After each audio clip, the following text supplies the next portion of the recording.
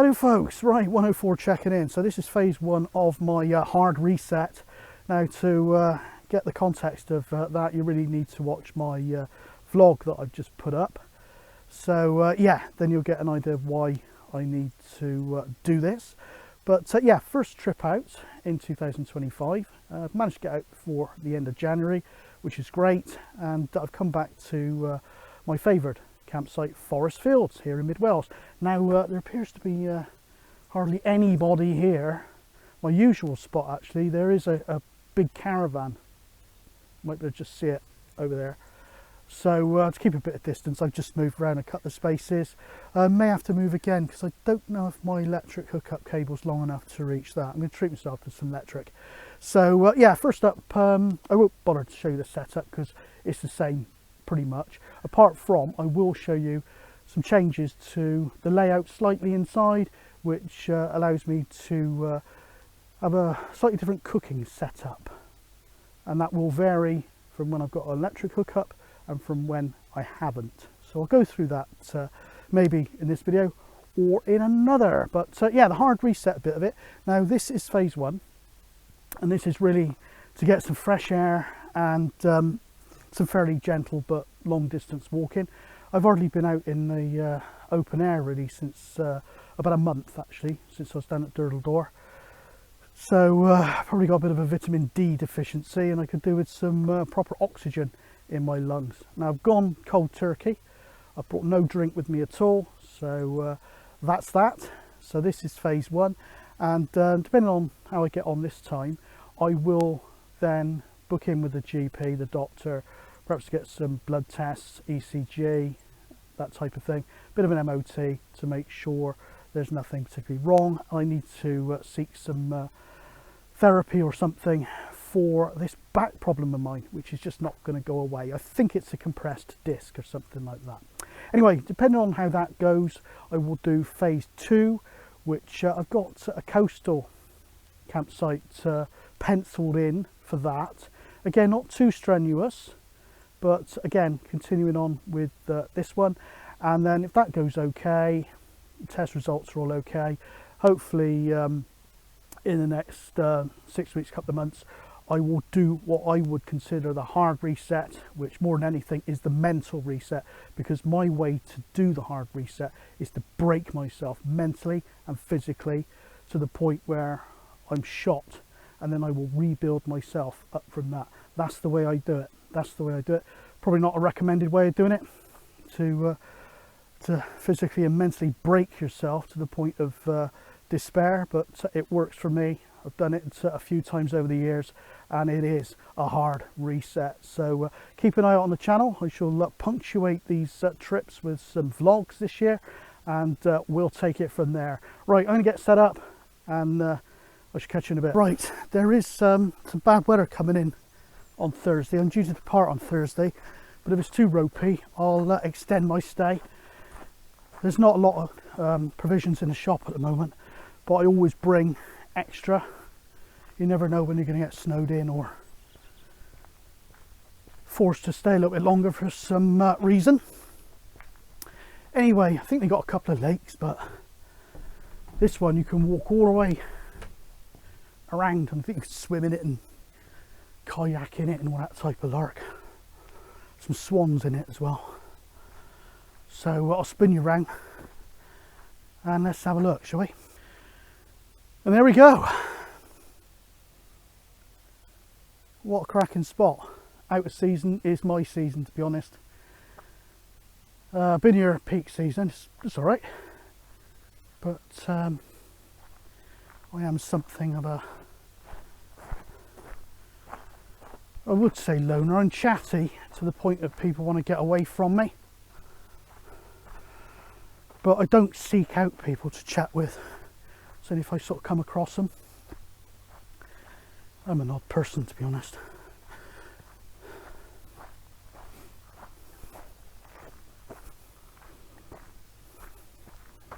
There we go, look at that. What a lovely, calm, beautiful day. What about that then, guys? January the 20th, I think it is, something like that. Look at that, mirror smooth. Beautiful. Right, let's get back to the motor. Let's get set up, have some scran, and away to go. So here we go. Because I've got electric hookup, I've brought my little microwave with me. Now, true to my word, I actually got this idea from a Japanese camping channel. I think it's called the Teitu channel. She's a Japanese YouTuber, quite a big channel, and they are big on their sort of electrical hookups within their vehicles, and I'm all for it. I've got electric hookups, so why not use it? I'm here to walk, not to cook this time, so it's going to be nice and easy. So I can whack some pre-prepared stuff in there, stuff we prepared, stuff we batch cooked at home, and I can whack that in there and get to eating it in no time. So that's going to be absolutely brilliant, especially if I've just come off the hills and I don't fancy spending a load of time cooking. So yeah, there we go. So with electric hookup, I've got options. So I can run the microwave, I could run an induction hob. I've got my gas cooker behind if I've got no electric, and I've also got a 12-volt rice cooker that I can use off the power banks, so I can use that as well. I've also, going back to the electrical side of things, I've also got my slow cooker as well. So plenty of options there for cooking, but this time I'm going to go with the microwave. As you can see, instead of having the 2 crates, I've slimmed it down to that slimline one. Now, as I'm setting up, it's always work in progress. I think I will try and get the cooking utensils. I've brought some sort of proper microwavable pots and pans that you can do all sorts in, so I'm going to try and put those in there. Then of course it's going to be easy to get them out and use them with the microwave oven. Nice simple one as well, that microwave. So yeah, bedding as usual underneath. So yeah, I got my little electric fan heater out there. Absolutely brilliant. I've actually got a spare in case it fails, because when I've got electric hookup, I don't bring my really thick sleeping bag, so it'll be an unpleasant-ish experience should my heating fail. I've also got my electric throw there that I'll be using probably tonight, and there we go. So not a lot else has changed, except I have changed that area there. And the other good thing is when I do the gas cooking from that area, the actual cooking surface is much lower. Before it was obviously pretty much the same height as that microwave, and I was always worried that something was going to spill, boil over, and I'd end up wearing boiling water or food. So that's not a great thing. So it's a more comfortable height to cook on as well. I never fry anything in the vehicle. It's always going to be stuff done on the microwave or in the microwave and boiled. I don't fry stuff within the vehicle. So there's my smaller fridge, absolutely adequate. Everything else is pretty much as you've seen it before. Right, on top of that, I found a nice place to put my small cool box. I can keep this outside as well, so it stays cool. And I've got some grub in there as well, which is jolly grand. That's all my sort of, that's my wash bag. That's my cold weather clothes, and that's my daily clothes. Now, another nice little device I found in Lidl, other supermarkets are available, is because I've got the electric, it's these. And believe it or not, they are shoe dryers. You plug them in, set the timer, and they'll dry your shoes out overnight, which is great because I've got some really comfortable walking boots, but they're about as waterproof as a tea bag. So that'd be great. Obviously no good if I'm off grid. It'd be too much for my power bank to take, but if I've got electric, I might as well use it. I've actually got a spare pair of walking boots, and these are sort of walking boot standard as well. So if I did get them wet, not the end of the world, but nice to get them all nice and dry and toasty for when you go out the next day, having got them wet and cold. Anyway, I have brought another under blanket there, heated electric blanket there. It was only 15 quid. Again in Lidl, that centre aisle done me. I don't think I'm going to use that this time, but it's something that I could lie down on the floor or on top of my inflatable mattress. So yeah, I'll take you around the other side. But that's the crate with the extra stuff that used to be in there in the second big crate. So let's go around and have a look around there.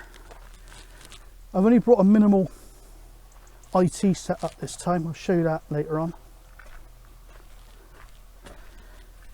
So yeah, there we go. There's my 12 volt rice cooker, and there's those sort of rice, microwavable utensils I should say, and a few bits and pieces in there. So I'm gonna have a bit of a play around with that to get that as I want it. Down there, that's my outdoor walk-in bag and a second walk-in bag and my cook set down there. You never know, I might run out of gas, and I can cook off those fuel gel tablets. You never know. This is what happens when a prepper meets a car camper, i.e. me. In there's all my radio stuff in that somewhat feminine looking bag there. A few extra coats. Down there, that's my Bluetti power bank. Can't say I'm particularly impressed with it. And I got my homemade one on the other side. So that I will use for running my IT stuff and blowing up my 12 volt pump to inflate the mattress. So I'm going to get all this plugged in, finished off. I've got a choice of grub tonight actually. I've got a beef stew, I've got sweet and sour chicken, I've got a lamb madras. I think I'll leave the lamb madras till the last night. I think I'll probably go for the sweet and sour actually. I know it's supposed to be a healthy reset, but I have cheated a little bit. I've got that rather junky food microwavable barbecue rib thing there, microwavable rice, couple of rolls. Now what I've got under there actually, I can say there's some bad weather coming in this week. I might miss it, I might not. If I don't miss it and I have to stay an extra couple of nights, I've got emergency rations in there. So I've got soups and things like that, that if I end up staying anything up to about 4 extra nights unexpectedly, and there's nothing, say we got snowed in or something, or the weather got too bad, I've done it before. There's a named storm I believe coming in towards the end of the week, so if I don't get away in time and extend stay, then I'm not going to starve. I have seen a few people go looking for bad weather. They found it, and I remember a few years ago one particular couple, they were well, not to put a too finer point on it, sweating shit come the end because they were basically snowed in on top of the mountains in South Wales. Okay, the other thing I've bought, lovely towel, big towel there, £4.50 in Asda, again other supermarkets available, and a matching flannel for 75p. So I thought that was worth getting for the occasions when I do actually go down to the showers. But I have to say I don't really tend to use the site facilities much on any of these sites. This is why I take so easily to the off-grid setups. I use those all over body wipes, those festival wipes. Now I was talking to the district nurse that comes around and see my old man, my 90-year-old man. You can actually get some bed bath wipes as well that are really good as well. So if you can't get the festival wipes, have a look online, see if you can get them. Festival wipes tend to be available in a sort of late spring, early summer, sort of pre-Glastonbury type lark. So they're not always available, but I tend to stock up when I can, when I see them. Anyway, that's enough gas bagging. I'm going to get completed here with this setup and hunker down for the night. Right, so I'll just show you the IT setup. You may be seeing this as a separate video if the other one's getting a bit too long. Anyway, I'm going to deploy my Wi-Fi router, my hotspot this time. I'm going to take my Samsung phone, quite often just tether that to be honest, but I need that tomorrow. I'm going to take it up the hills with me. So I'm going to set up my little Wi-Fi router. Now the signal here is absolutely great. There's a mobile mast there, cell tower there, and there's also one further up as well, like a repeater type setup. So I think that's EE there. So if you're on EE, you get a stonking signal. But I'm picking up a pretty good signal on Smarty, and also O2. I'm on GIFGAF, which piggybacks off O2. So even inside the vehicle, it's ample, so I don't really need to try very hard. I don't like being off grid, guys. I've got responsibilities at home. I like to keep abreast of news, etc. I don't like it. Some people say, oh, isn't it great? No connectivity, no mobile phones. I've got too many responsibilities with family, etc. So I don't like being off grid. If my consumer confidence was higher, which it isn't in the present sort of state of the UK economy, I probably would seriously look at Starlink Mini. I think it's 50 quid a month. However, I think that's limited to X amount of gig. But I'd probably seriously look at Starlink Mini. I'm paying £20 a month at the moment for unlimited on a Smarty SIM, which is basically the 3 network. So another 30 quid a month I can have Starlink, and that would get me internet everywhere. Couple of sites last year. One site I couldn't get any signal at all, but lucky enough the farmhouse had enough signal so I could get some messaging back. No mobile phone signal at all until I got up on the mountains. The other one I was able to just catch it right to exchange SMSs. I would prefer to have full connectivity, so I may look at Starlink in the future. In the meantime, I've got this. If I was struggling for signal, I would probably put that and this decent sized power bank in a waterproof box and put it up on the roof. This thing can act as a Wi-Fi repeater as well, so if up on the roof isn't good enough, I could hoik it up in a tree, or I could I don't tend to use the site Wi-Fi if I can possibly help it, but say now it was on the extremes of the campsite, poor Wi-Fi connectivity from the site Wi-Fi, this will repeat it, so I can put that towards the middle. Say there's a decent signal in that tree, I could put that over in that tree, and that would repeat the site Wi-Fi to the vehicle. So yeah, if I had a waterproof box with me, I could try that actually. I'll see what I've got. I might even just put it inside that black box to see how long that power bank will last. Yeah, I might do that actually. I know it's like a Faraday cage, a vehicle, but my experience is the Wi-Fi will permeate down through there, no problem at all. So I'll give that a try actually. Anyway, it's nearly dark, so there we go. That is IT setup. Oh, by the way, I've just bought a limited setup this time. That's just a box of geeky bits and pieces. Got a Bluetooth keyboard, load of leads, 7-inch tablet, and I've got 2 more SIM packs in case I go to a site where Vodafone or EE works really well, but O2 and 3 doesn't. So I've got an option then to sign up with those should that occasion arise. Anyway, let's get that set up, let's get some connectivity. There's a film on tonight, I'm hoping I'm going to be watching it. Okay, so that's my sweet and sour twirling around in the microwave as you do. Glamping, car camping, glamping, clamping, I don't know. Anyway, that was batch cooked. That's leftover chicken from a big chicken we bought, probably Christmas I expect, New Year, and leftovers got batch cooked with some sweet and sour sauce. So a good way to guarantee there's plenty of meat in that, rather than one you've bought off the shelf.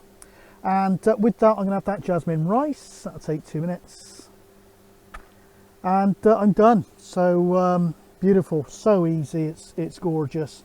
I know it seems like it's cheating a bit, but it's gorgeous just to be able to knock up some grub in no time, to be honest. I was going to have beef stew tonight, but I had a look at the beef stew and it's massive, so I'm going to have to earn that beef stew. So I'll have that probably tomorrow night after I've walked the hills, and then the night after I'll have lamb madras with pilau rice. And yeah, it's absolute Billy bonus when you can just come off the hills and get your grub ready in about 10 minutes. So yeah, I got the old granny's crockery set there. I'm sure you remember that from your grandparents' house back in the day. So yeah, got that with me.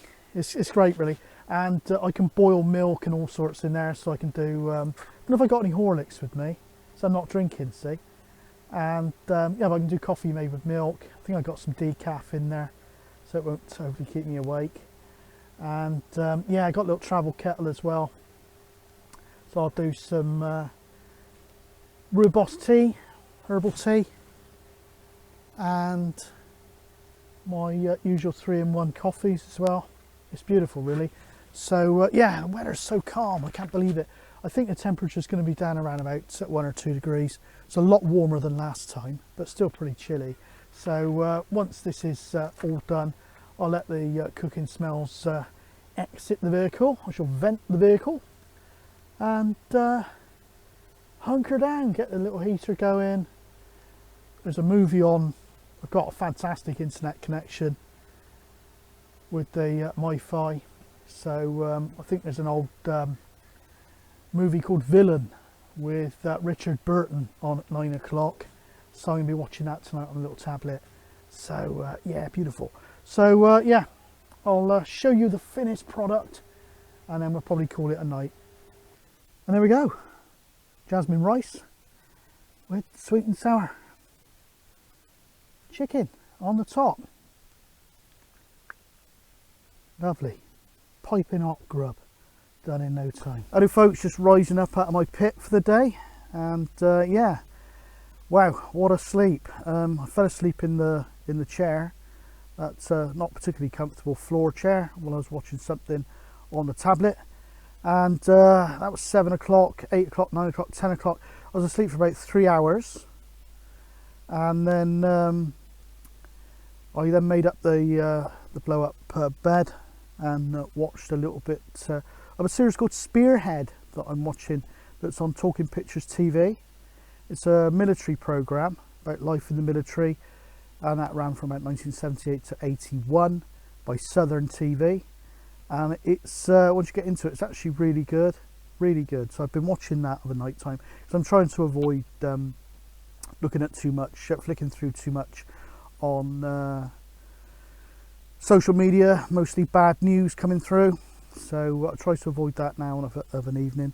So that was that, and then I dozed off then again. Must have been before midnight, up till I think 5:42. So 5, 6, 7, 8.5 hours say of kip. I thought, well, that'll do. That's much more sleep than I usually get. Set up for an early rise today then, the first time in a long time. And but no, I went through some videos, deleted some videos off the phone that were no good, and I dozed off again at about 7 and got another couple of hours in. So yeah, we're talking big time. So I'm catching up on a monster sleep deficit. I've never been one that needs any more than 5, maybe 6 hours a night, but I've been falling way short of that lately. So yeah, I felt pretty good as soon as I got here and the fresh air hit me. I've been really quite reclusive since I've been back from Durdle Door last year, and I think, yeah, it's going to do me a lot of good, this one. Anyway, I'm going to get the kettle on now for the first of a few coffees, get ready, hit the hills, and carry on with this rehab, so to speak.